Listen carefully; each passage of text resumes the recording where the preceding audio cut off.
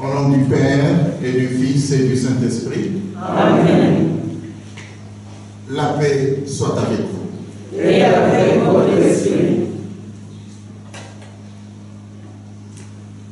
Monseigneur le vicaire général, messieurs les abbés, révérends sœurs, révérends pères, révérends frères, chers frères et sœurs dans le Christ.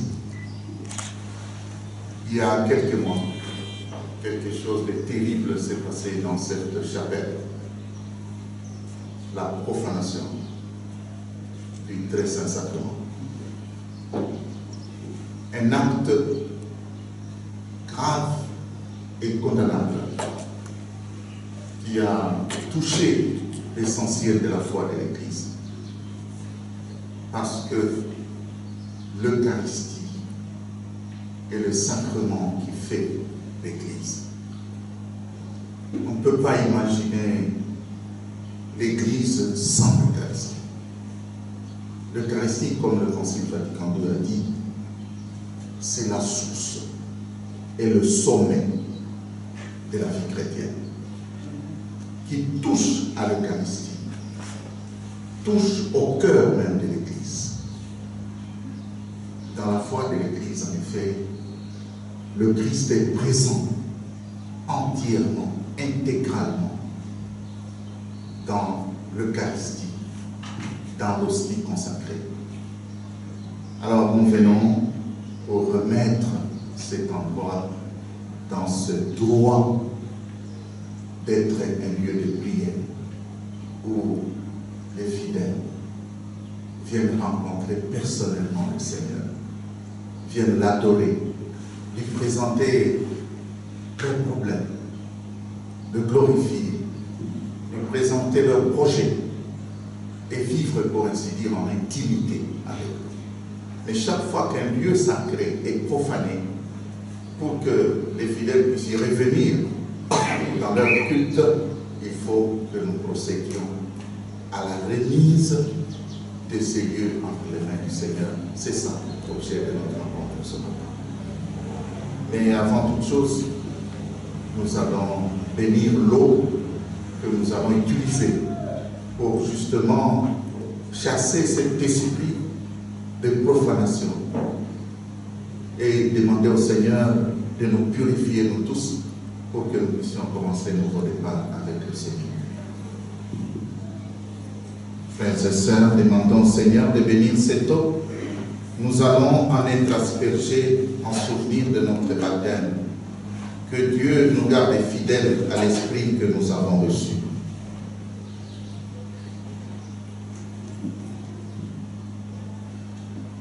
Dieu éternel et tout-puissant, tu as donné aux hommes l'eau qui les fait vivre et les purifie.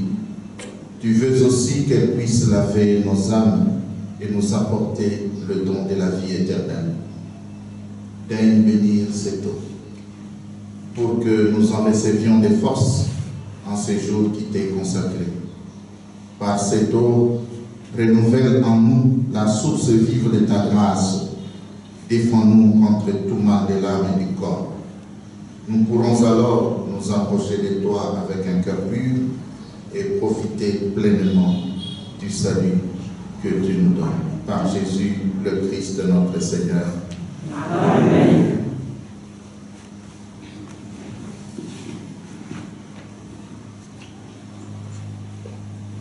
Avant de poursuivre notre Eucharistie, demandons pardon pour ce geste honteux qui s'est passé dans ce lieu et pour nos propres péchés. Je confesse à Dieu Tout-Puissant. Je reconnais devant moi, par action et par omission, oui, j'ai vraiment péché. C'est pourquoi je supplie la Vierge Marie, les anges et tous les saints, et vous aussi mes frères, de prier pour moi, le Seigneur notre Dieu. Que Dieu Tout-Puissant nous fasse miséricorde, qu'il nous pardonne nos péchés et nous conduise à la vie éternelle. Amen. Alléluia.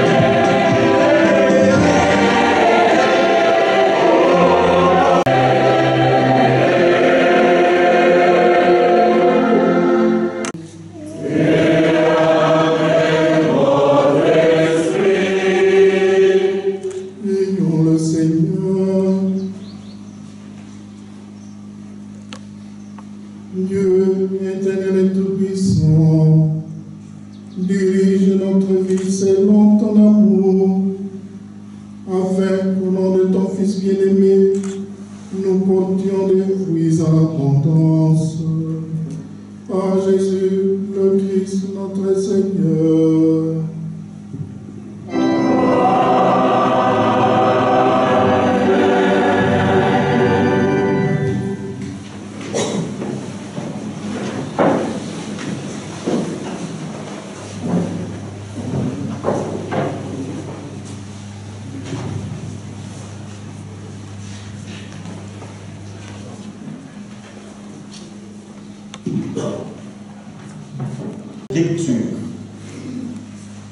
Lecture du second livre de Samuel. David avait gravement péché. Le Seigneur envoya vers lui le prophète Nathan, qui alla les trouver et lui dit: dans une même ville, il y avait deux hommes, l'un était riche et l'autre pauvre. Le riche avait des brebis et des bœufs en très grand nombre. Le pauvre avait tout juste une petite brebis qu'il avait achetée. Il la nourrissait et elle grandissait chez lui avec ses enfants. Elle mangeait de son pain, elle buvait de sa coupe, elle dormait tout près de lui. Elle était comme sa fille. Un jour, le voyageur se présenta devant l'homme riche. Celui-ci, voulant nourrir son hôte, tout en ménageant ses troupeaux, alla prendre la brebis du pauvre et la prépara pour le voyageur. En attendant cela, David entra dans une grande colère contre cet homme et dit à Nathan: je le jure par le Seigneur qui est vivant, l'homme qui a fait cela mérite la mort, et il remboursera la brebis au quintuple pour avoir commis une telle action et n'avoir pas eu pitié. Alors Nathan dit à David: cet homme, c'est toi. Ainsi parle le Seigneur, le Dieu d'Israël. Désormais l'épée ne cessera plus de frapper ta maison pour te punir, parce que tu m'as méprisé et tu as pris la femme de Urias le Hittite pour qu'elle devienne ta femme. Ainsi parle le Seigneur: je vais dans ta propre maison amener sur toi des malheurs. Je t'enverrai tes femmes, je t'enlèverai tes femmes sous tes yeux, et je les donnerai à l'un de tes proches qui les prendra à la face de ce soleil. Toi, tu as agi en cachette, mais moi, j'agirai devant tout Israël et à la face du soleil. David dit à Nathan: j'ai péché contre le Seigneur. Et Nathan lui répondit: le Seigneur a pardonné ton péché, tu ne mourras pas. Cependant, parce que tu as bafoué le Seigneur, le fils que tu viens d'avoir mourra. Et Nathan retourna chez lui. Le Seigneur frappa l'enfant que la femme d'Urias avait donné à David, et il tomba gravement malade. David implora Dieu pour l'enfant. Il jeûna strictement, s'enferma chez lui, et il passa la nuit couché sur le sol. Les anciens de sa maison insistaient auprès de lui pour le faire lever, mais il refusa, et il ne prit avec eux aucune nourriture. Parole du Seigneur. Oh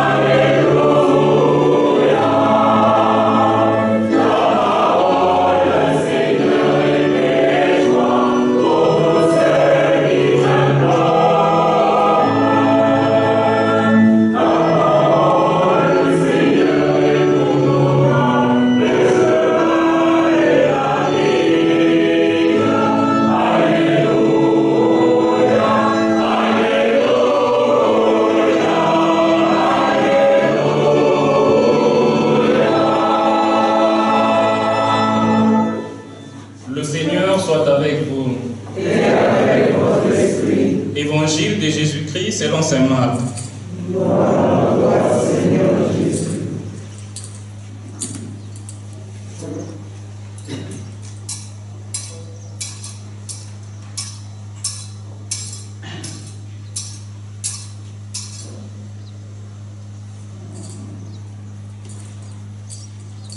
Toute la journée, Jésus avait parlé à la foule en parabole.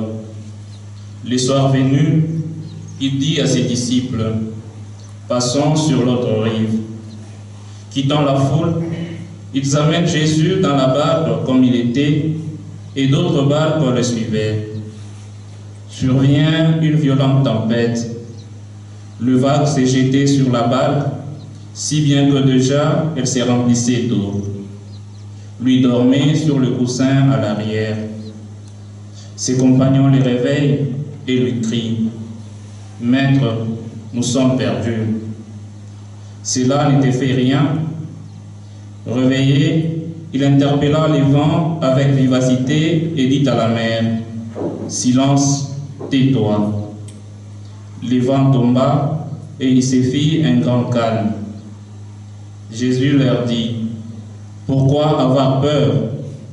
Comment se fait-il que vous n'ayez pas la foi? » Saisis d'une grande crainte, ils se disaient entre eux, « Qui est-il donc pour que même le vent et la mer lui obéissent? » Acclamons la parole de Dieu.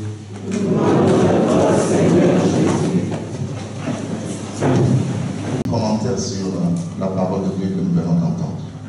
Est-ce que vous êtes d'accord?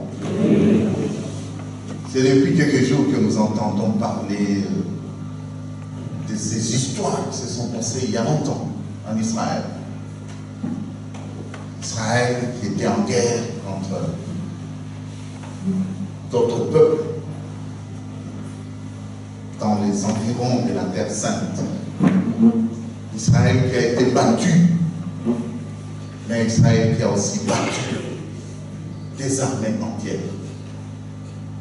Il y eut un temps où un certain David, un tout petit, a descendu un colosse, un Philistin. Vous connaissez l'histoire? Goliath. Et ce David est devenu roi. Je prends le raccourci. Mais une fois devenu roi, il a commencé à abuser de ses immenses pouvoirs. Il a convoité une femme d'autrui. Il l'a mise enceinte et il a ravi cette femme. Il a envoyé son mari au front parce qu'Israël était en guerre et il a demandé au commandant de le mettre à un endroit où il pouvait être tué. Et cet homme qui s'appelait Urias a été tué. David, ce jeune homme que tout le monde adulait, que tout le monde applaudissait. David, que le roi Saül a voulu mettre à mort, et qui finalement est devenu roi. Voilà, il commet un péché grave. Et puis le prophète Nathan vient pour lui dire, écoute, c'est un peu comme un riche qui a plusieurs bœufs et qui a aussi des moutons, des chèvres, qui est à côté d'un homme qui n'a qu'une chèvre. Et le riche est visité par des amis. Au lieu d'aller prendre dans son troupeau, mais il va ravir la seule chèvre du pauvre. Et David pensait qu'on parlait de quelqu'un d'autre. Et Nathan, dans son courage prophétique, il a dit, mais cet homme-là, c'est toi. Vous avez entendu la suite. En fait, je ne suis pas sûr que les choses se sont passées exactement de cette manière. Mais il y a quand même un fond historique. N'est-ce pas ce que nous voyons? Les riches, le Christ a dit, il est difficile à un riche d'entrer dans le royaume des cieux. Il est même plus facile à un chameau de traverser le trou d'une aiguille qu'à un riche d'entrer dans le royaume des cieux. Vous comprenez pourquoi? Parce que quand ils sont puissants, ils se croient permis de tout. Ils pensent écraser les pauvres. Mais il peut peut y avoir de bons riches aussi, hein, qui distribuent, qui pensent aux pauvres, mais en règle générale, les riches sont enfermés sur eux-mêmes. Ils n'ont pas d'ouverture vis-à-vis de Dieu et ils se contentent, n'est-ce pas, de toutes les richesses qu'ils ont, comme s'ils les ont eues sans, n'est-ce pas, l'assistance de Dieu. C'est une mise en garde, parce que chacun de nous peut être aussi riche vis-à-vis d'autres.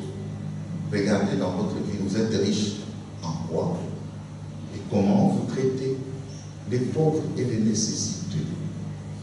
Dans l'évangile, Jésus-Christ commande les éléments de la nature. Il est sur la mer avec beaucoup de disciples et il commence à affronter. La tempête survient. Tout le monde est dans la panique.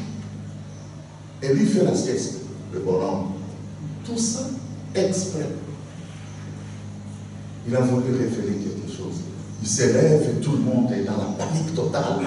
Il dit, il parle au vent, allez, baisse-toi. Et tout d'un coup, le vent baisse, la tempête est partie et la mer devient calme. Ce sont les disciples qui se sont posés la question. Qui dit cet homme? Donc même le vent lui obéisse. En fait, ce passage de l'évangile montre le mystère de la personne de Jésus. On ne finira jamais de connaître Jésus parce que tout simplement, il est Dieu et Fils de Dieu. On peut l'acclamer.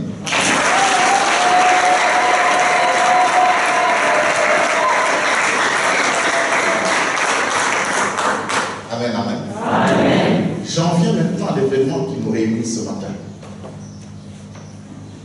Laissez-moi vous dire dès le départ que l'Eucharistie a une place unique dans la vie de l'Église. Irremplaçable. Tout simplement parce que, comme je l'ai dit à l'introduction, c'est la base, la source et le sommet de la vie chrétienne. Le Concile Vatican II l'a encore réaffirmé. Effectivement, sans Eucharistie, il n'y a pas d'Église. Et là où il y a l'Eucharistie, il y a l'Église. À cause de la grandeur de ce mystère de l'Eucharistie, qui est effectivement une grandeur équivalente à celle de Jésus-Christ lui-même, dont les disciples, nous l'avons entendu tout à l'heure dans l'Évangile, ont dit, mais qui est-il cet homme? Eh bien, l'Eucharistie occupe une place importante dans la vie des chrétiens. Ce qu'il y a de spécifique dans l'Eucharistie, c'est que c'est le Christ lui-même qui s'offre au peuple. Il est à la fois le prêtre et l'offrande. C'est pour cela que quand nous célébrons l'Eucharistie, je vous dis, il y a une sensation inexprimable à cause de la grandeur justement de ce mystère. Parce qu'un pécheur comme moi, un pécheur comme un moto, l'abbé Justin ou l'abbé Coco, grâce à une prière que le même Jésus-Christ a instituée, nous avons le pouvoir de le faire venir au milieu de vous. Et quand il vient, il s'offre à vous entièrement. N'allez pas le chercher ailleurs, parce qu'il est là présent. Et cette présence mérite de notre part quoi? Adoration, contemplation. C'est ça la signification profonde de cet exercice d'adoration. C'est la reconnaissance d'abord de la présence de Jésus-Christ dans l'Eucharistie. Dans le petit hostie, il y a un grand mystère qui s'est déployé. Ce mystère, on ne peut pas le voir avec des yeux d'humain. Mais je ne dirais même pas avec les yeux de la foi, mais avec la sensation de la foi. Parce que ce que nous venons voir, ce n'est pas un visage avec des cheveux longs, tel que nous voyons Jésus dans les films, mais non, mais qu'on ressent quand on vient l'adorer avec la foi. L'adoration perpétuelle, elle vient justement de là. Parce qu'il y a d'abord et avant tout la reconnaissance de cette présence du Fils de Dieu. Quand on reconnaît cette présence, on lui offre tout ce que nous avons. Et devant lui, en face de lui, nous ne sommes rien. On n'est que des pécheurs. Et je dirais même que nous devrions avoir l'attitude que Moïse a eue quand il a reçu les tables, les commandements, les 10 commandements. Qu'est-ce que le Seigneur lui a dit? Moïse, des choses se font. Quand nous entrons ici, ce n'est pas nécessaire d'enlever vos souliers, mais déchaussez-vous dans votre cœur. Déchaussez-vous dans votre intelligence. Parce que les mots que vous dites à Jésus ne suffiront jamais pour exprimer ce qu'il est pour vous. Alors, ce qui s'est passé ici il y a 10 mois a été un acte grave. Et nous ne prions pas pour la malédiction de celui qui l'a commis, mais pour le pardon de celui qui l'a commis. D'ailleurs, on m'a dit qu'il était psychologiquement malade, que le Seigneur puisse lui pardonner. Parce qu'il a agi par ignorance et par pathologie, parce qu'il était malade. Mais si jamais il y a eu des complices, eh bien, qu'ils sachent que vous avez entendu dans la première lecture, hein, c'est que le Seigneur a promis à David. Malheureusement, heureusement, il ne l'a pas appliqué parce que David s'est plongé dans le pardon, dans un acte de pénitence. Mais je sais qu'il y a eu des endroits où on a voulu effectivement profaner le Saint-Sacrement. Et là, je dis, on a provoqué l'Église dans ses tripes les plus intimes. Et ça ne reste pas impuni. L'histoire de l'Église brise. Mais revenons à ce que nous faisons aujourd'hui. Nous remettons donc le Christ à sa place pour que vous veniez l'adorer. Que vous veniez découvrir sa seigneurie, sa divinité, sa bonté. Que vous veniez lui rendre grâce pour tous les biens dont il vous comble. Que vous veniez lui présenter vos problèmes, vos soucis, vos joies, vos peines. Il est là pour vous. Il a une façon spéciale de répondre, le Seigneur. Il y a des fois, vous lui demandez A, lui il vous donne B. Mais il faut avoir les yeux de la foi. Il faut avoir la foi tout court pour reconnaître cette présence. Mais ce dont je suis sûr et que je peux vous dire avec assurance, c'est qu'il ne reste jamais indifférent vis-à-vis de ce que vous dites. Alors, dès lors, je me demande, qu'est-ce que les gens vont chercher ailleurs? Vous avez tout dans l'Église catholique. Allez écouter des laïcs qui vous racontent des balivernes. Ils remuent les fibres de votre curiosité pour vous miroiter des choses qui ne sont pas réalistes. Mais ici, dans l'Église catholique, le Christ est entièrement présent. Amen.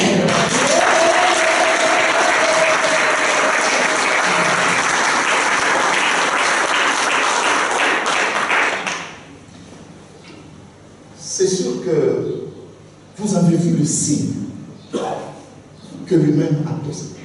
Et ça, il l'a fait au nom de votre foi. Vous avez juste on a retrouvé l'ostentoire après combien de jours de prière?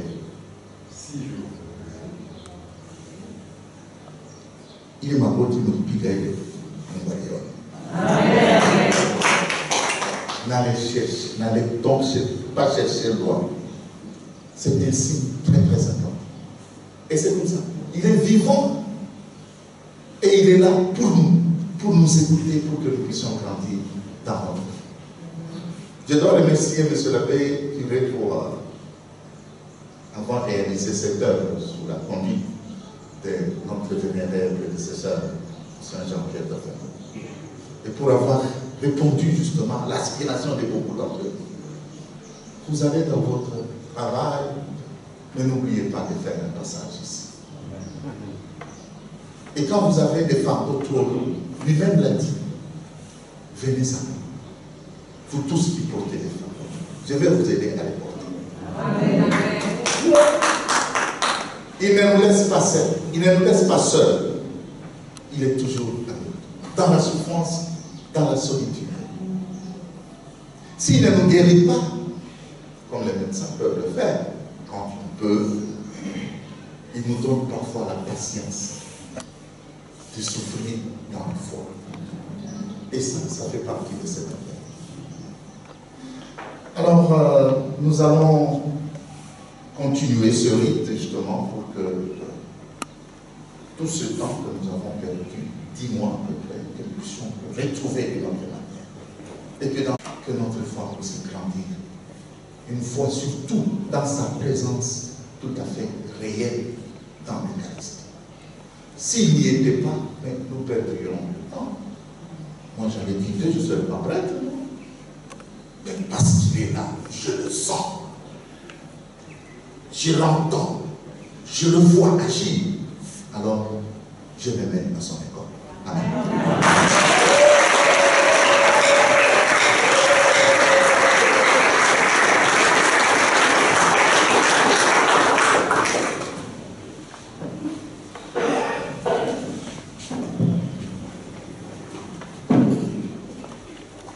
Plusieurs manières de pouvoir conserver la sainte réserve, c'est-à-dire l'Eucharistie consacrée, qui reste après avoir distribué aux fidèles. Dans le temps, on gardait ça dans des maisons. Et puis finalement, la pratique de l'Église s'est améliorée. On a commencé à garder la réserve eucharistique dans les tabernacles. Le tabernacle, c'est comme la demeure royale.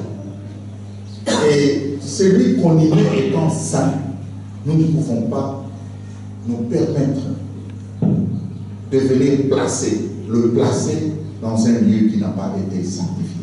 C'est pourquoi je vais procéder à la bénédiction du tabernacle.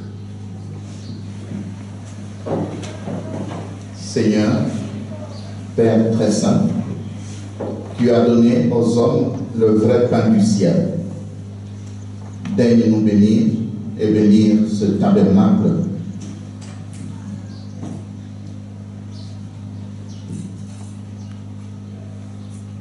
que nous avons préparé pour conserver le sacrement du corps et du sang de ton Fils. En adorant le Christ ici présent, puissions-nous être associés à son œuvre de salut. Lui qui vit et règne avec toi pour les siècles des siècles. Amen.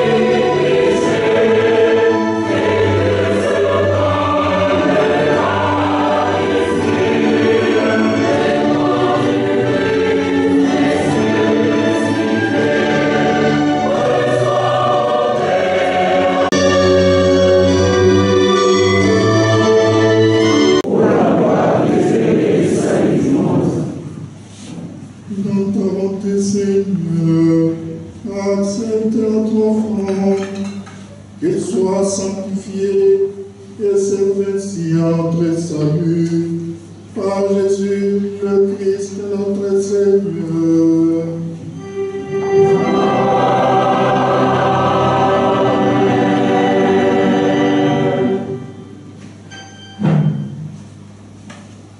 Le Seigneur soit avec vous. Et avec votre esprit. Élevons notre cœur. Nous l'élevons le Seigneur. Rendons grâce au Seigneur notre Dieu.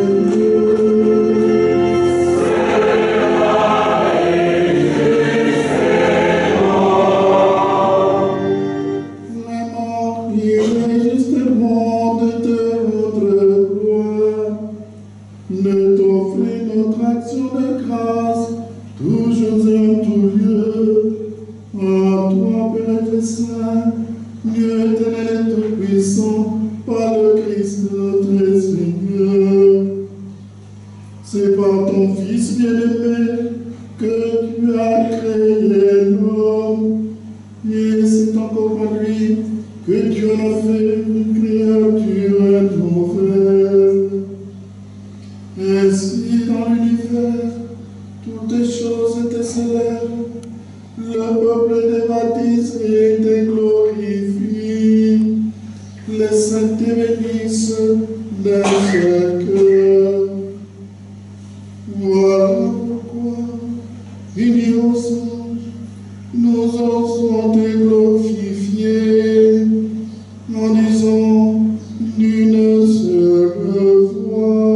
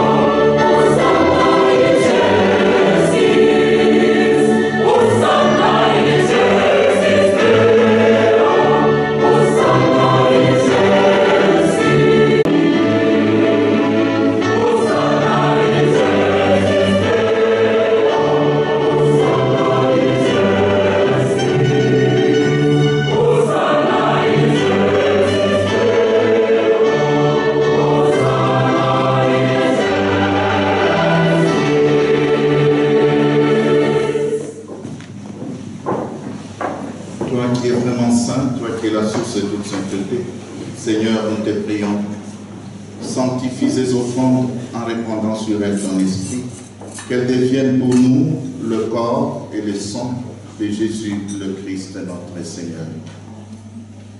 Au moment d'être livré et d'entrer librement dans sa passion, il prit le pain, il rendit grâce, il le rompit et le donna à ses disciples en disant: prenez et mangez-en tous, ceci est mon corps livré pour vous.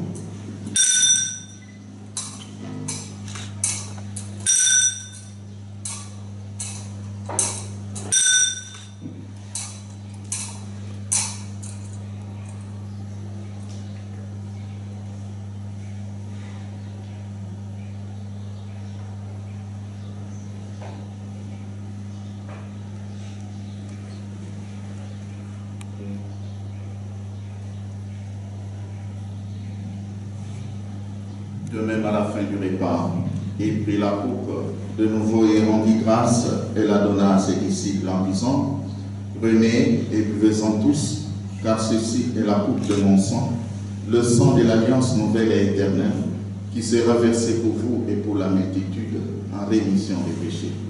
Vous ferez cela en mémoire de moi.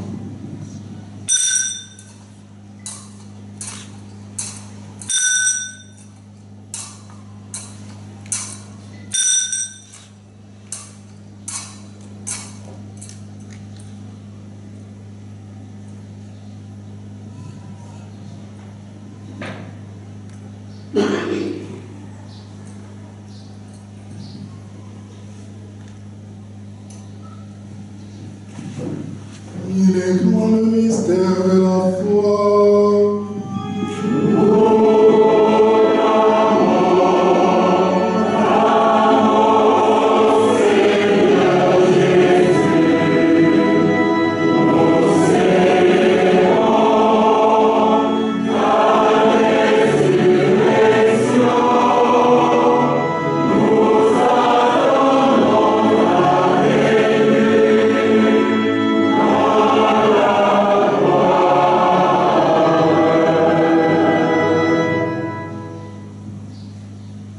Faisons ici mémoire de la mort et de la résurrection de ton Fils.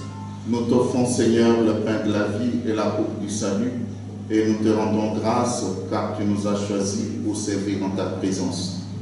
Humblement, nous te demandons qu'en ayant part au corps et au sang du Christ, nous soyons rassemblés par l'Esprit Saint en un seul corps.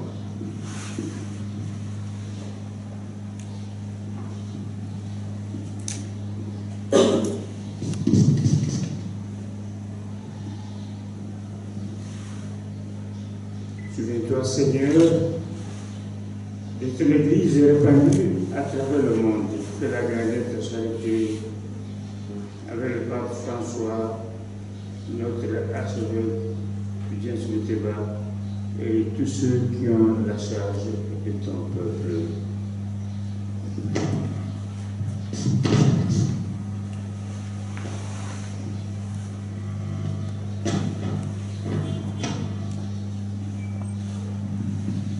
Souviens-toi aussi de nos frères et sœurs qui se sont endormis dans l'espérance de la résurrection et de tous les hommes qui ont quitté cette vie.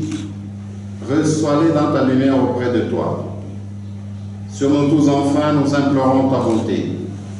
Permets qu'avec la Vierge Marie, la bienheureuse Mère de Dieu, Saint Joseph son époux, avec les apôtres et les saints de tous les temps, les bienheureux Anuarité et Bakanja qui ont vécu dans ton amitié, nous ayons part à la vie éternelle et que nous chantions ta louange par Jésus-Christ, ton Fils bien-aimé.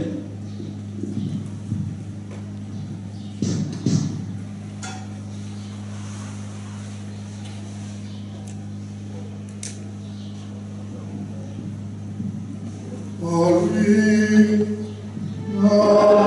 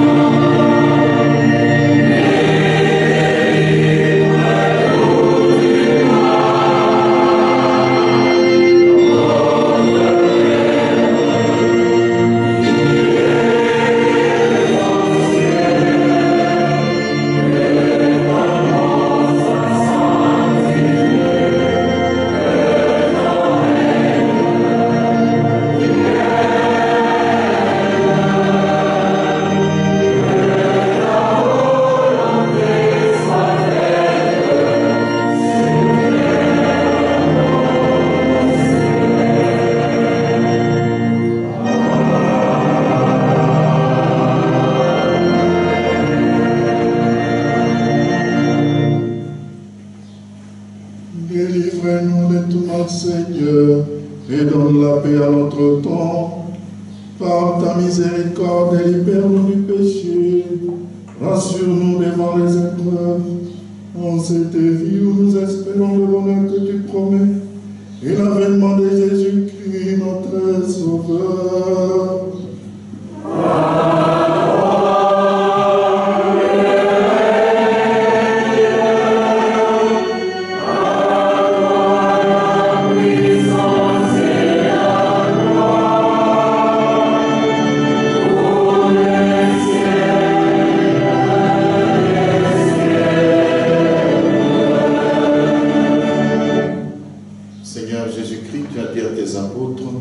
Je vous laisse la paix, je vous donne ma paix.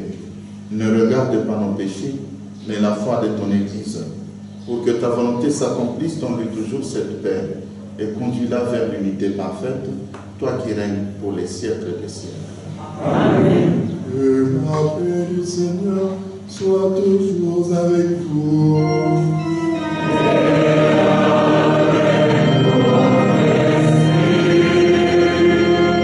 Frères et sœurs, dans la charité du Christ, donnez-vous un signe de paix.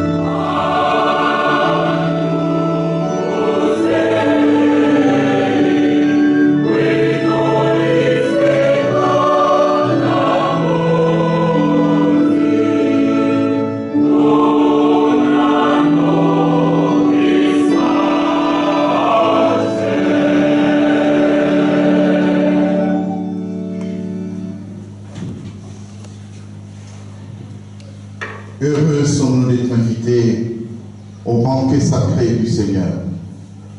Voici l'agneau de Dieu. Voici Jésus-Christ qui enlève les péchés du monde. Seigneur, je ne suis pas digne de te recevoir, mais dis seulement une parole et je serai guéri. Le corps et le sang de Jésus-Christ nous gardent pour la vie éternelle. Amen.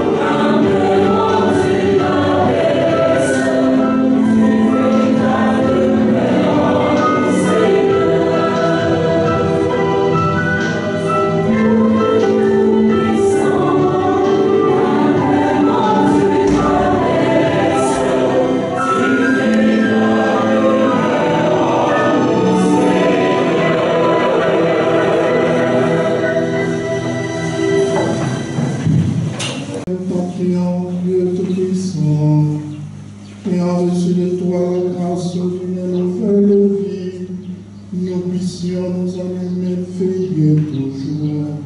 Par Jésus le Christ notre Seigneur.